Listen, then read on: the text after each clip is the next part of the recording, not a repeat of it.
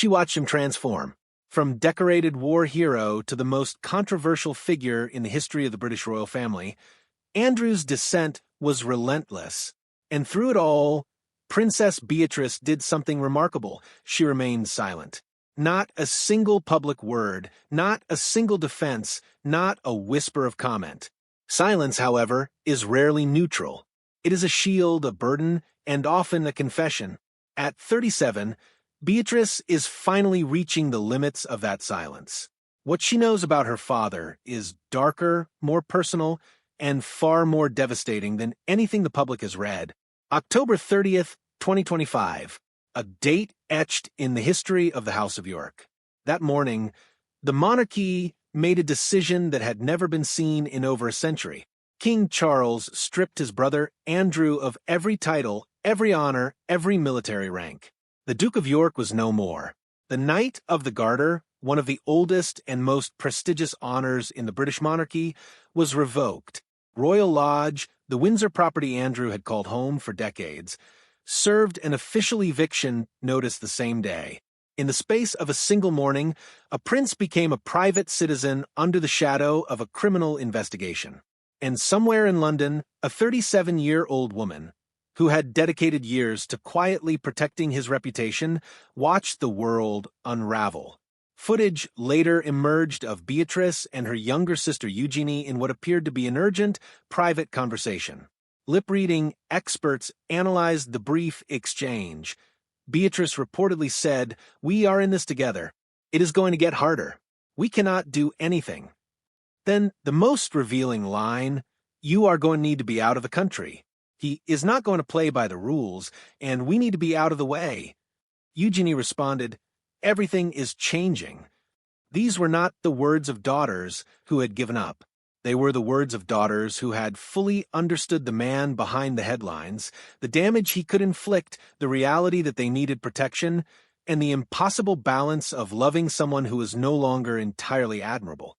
This tension, the duality of loyalty and survival, is the story of Beatrice's life. To understand her, we must go back, not just to the scandal, but to the man she grew up believing in. There is a version of Prince Andrew that the public has largely forgotten.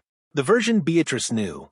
In the spring of 1982, before Beatrice was born, Andrew was 22 years old, a Sea King helicopter co-pilot aboard HMS Invincible.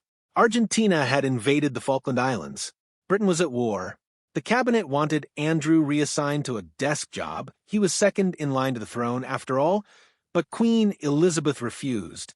He would serve like any other officer. And serve he did. He flew anti-submarine missions in hostile waters. He conducted casualty evacuations under fire. He hovered his helicopter to act as a decoy for incoming Argentine Exocet missiles, putting his life between enemy weapons and his fleet. When the container ship Atlantic conveyor was struck, he helped rescue 26 sailors from the freezing waters. Those who witnessed him in action called him cool, under pressure, an excellent pilot, promising officer, and yet in interviews years later, Andrew revealed the psychological toll. Fear, isolation, the terror of missiles flying around him. By the time Beatrice was born in August 1988, the world saw a hero. She inherited that admiration not from her imagination, but from the real courage and documented deeds of her father. But there is another Andrew, the man palace staff knew, far removed from public heroism. Biographer Andrew Loney's research paints a starkly different picture. A man of obsessive demands, unpredictable temper, and eccentric behavior.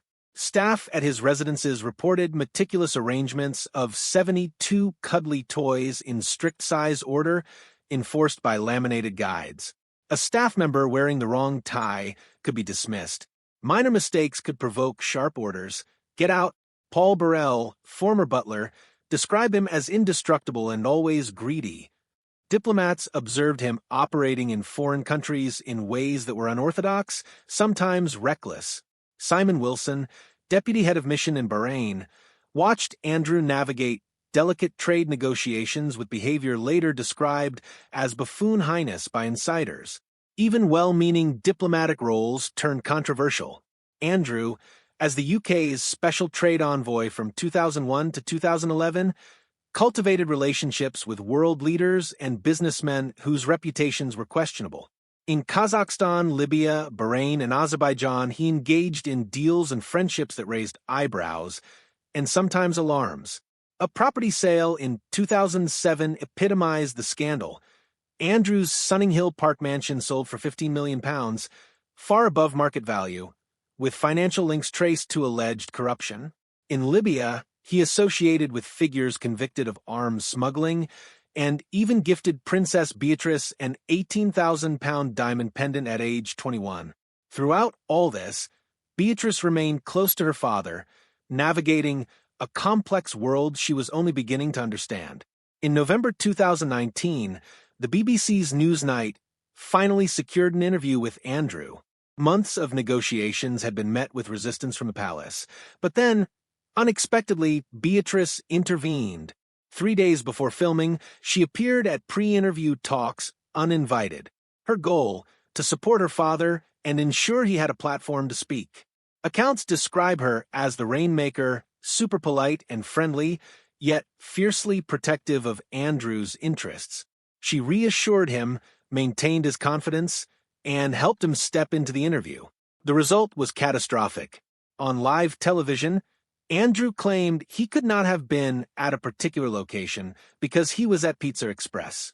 He cited an overdose of adrenaline as a defense against witness accounts, defended controversial relationships as business opportunities, and within 24 hours resigned from public duties. Military titles and patronages were stripped. Within 6 years, every honor and official residence was gone.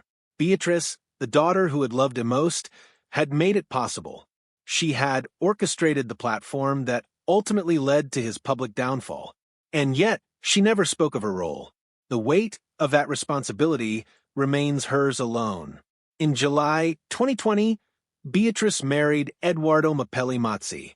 The ceremony took place at Royal Lodge, the very Windsor property her father once called home. The guest list, roughly 20 people. No official photographs, minimal press coverage. Originally, the wedding had been scheduled for May 2020 at St. James's Palace, with over 100 guests and a full Buckingham Palace reception. But Andrew's scandal forced a rethink. The palace decided that a public wedding would inevitably be overshadowed by the controversy surrounding Beatrice's father.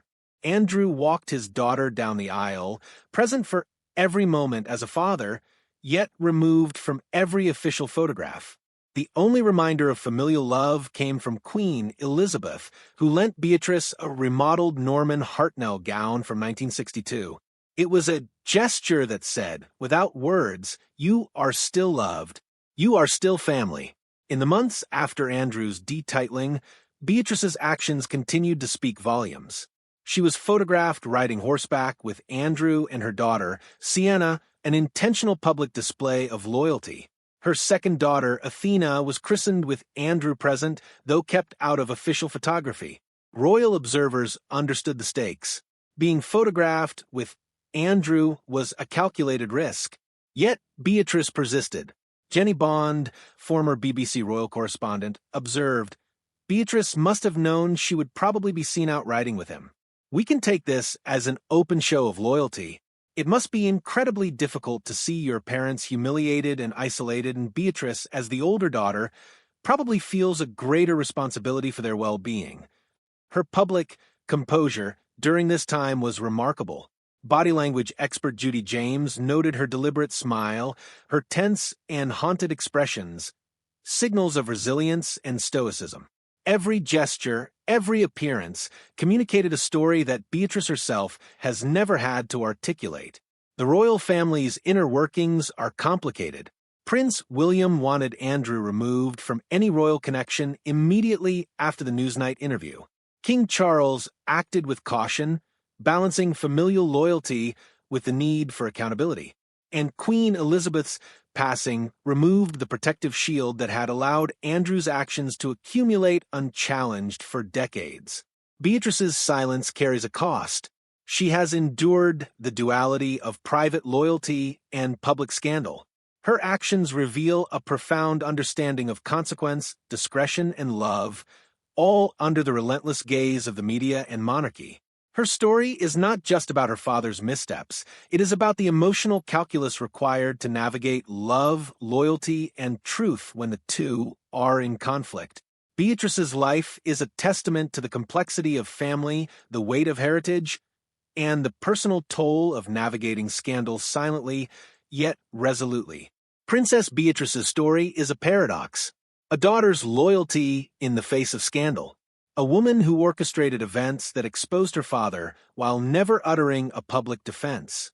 A life lived in the shadow of heroic admiration and scandalous revelation. Her journey reminds us that the choices of silence and action, love and responsibility, are rarely simple. The public sees the headlines, the stripped titles, the scandal.